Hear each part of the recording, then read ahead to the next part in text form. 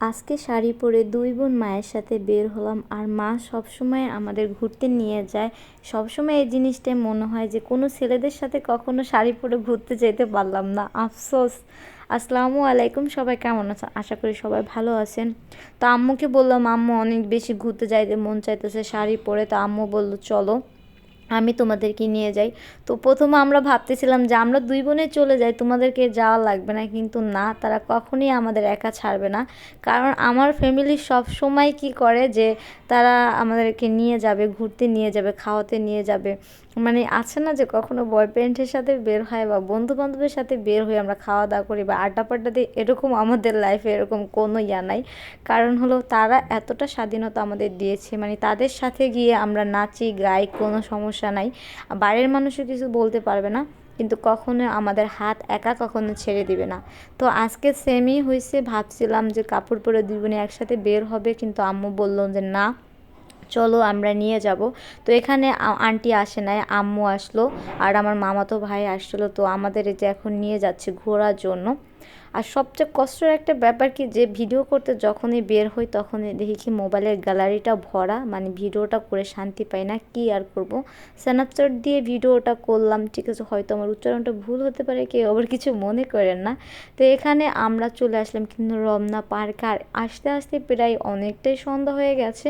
আর এখানে ছিল ছোট ছোট কিছু সুন্দর ফুল, অনেক বেশি ভালো লাগতেছিল এগুলা দেখে। আর আজকের প্রায় ভিডিওগুলো আমার আম্মু আমাকে করে দিছে, যেমন করে দিছে এরকমই আলহামদুলিল্লাহ। কিন্তু কি করব, ঠিক আছে, মানে যদি জীবনের একটা আফসোস কি জানেন, যে মানুষ প্রেম করে বয়ফ্রেন্ডের সাথে বের হয় ঘুরে, ঠিক আছে, লুকায় লুকায়, আমাদের জীবনে সেটা কখনোই হয় নাই।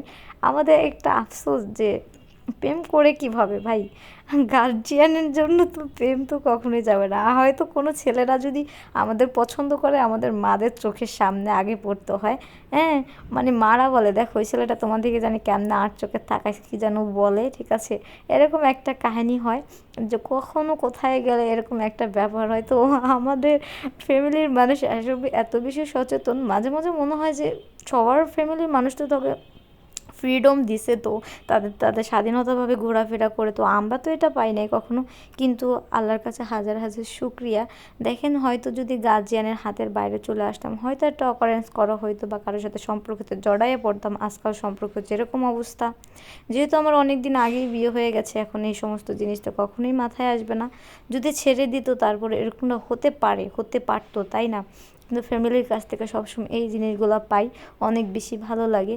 তো রমনা পার্কে আমার কাছে এই ব্রিজের ভিডিও দিয়ে সবসময় বেশি ভালো লাগে, কারণ হলো এখানে এত সুন্দর ভিউ, আর পুরাই দেখেন অন্ধকার হয়ে গেছে, মাগরিবের আজান দিয়ে দিচ্ছে। আর আমাকে শাড়ি পরলে পুরো একটা বেডি বেডি লাগে, কারণ হলো আমি সব সময় যেহেতু ছোট মানুষ, জামা টামা ওরকম পরি, তো শাড়ি কখনো পরা হয় না, দুই একবার হয়।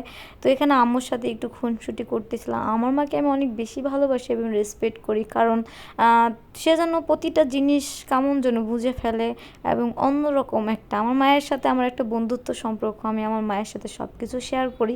আমার কাছে অনেক বেশি ভালো লাগে। আমার যত এরকম কি কখনো যদি একটা কোনো একটা ছেলে আমাকে পছন্দও করতো, আমি সেটাও আমার মাকে এসে বলতাম, মা এই ছেলেটা নাকি আজকে আমাকে এরকম বলছে। তো সেম আমার বোনের কাহিনী, ও কিন্তু আমার আন্টির কাছে বলে দেয়। কেউ পছন্দ করলে আমরা কোনো সিক্রেট রাখি না ভাই, যে হ্যাঁ আম্মু আজকে না একটা ছেলে এরকম করে তাকাইছে, এমন করছে, ওইটা ওইটা, ঠিক আছে, এরকম। তো এটা আমাদের ফ্যামিলির মানুষ অনেক বেশি এনজয় করে। তাদের এতটুকু মানে ভরসা তাদের মেয়েদের উপরে আছে, যে কখনো কোনো অপরাধ করতে পারে না তার মেয়েরা, ঠিক আছে, কারণ এটা আমরা সুযোগ পাই না, আর কখনো এটা করব না ইনশাল্লাহ। তারপর কিন্তু আমরা ওদিক থেকে ঘুরে টুরে চলে আসলাম, অনেক ধরনের অনেক কথা বললাম, ঠিক আছে, এক একটা ফ্যামিলি এক এক রকম।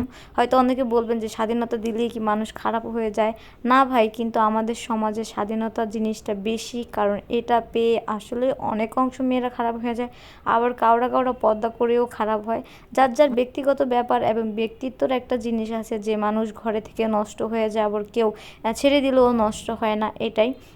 তো তারপর হলো আমরা এই মামার এখানে ঝালমুড়ি খেলাম, তারপর ফুচকা খেলাম, খাওয়া দাওয়া করে এরপর এই যে আমরা কিন্তু এক রিক্সা নিয়ে চলে আসলাম। আর এখানে আমাদের মামাতো ভাই এখন আসলো না আমাদের সাথে, ও আর একটু আড্ডা পাড্ডা দিবে আর বন্ধু বান্ধবের সাথে। তারপর এই যে আমরা বাসায় চলে আসলাম। আজকে এই পর্যন্ত। ভিডিওটা কেমন লেগেছে?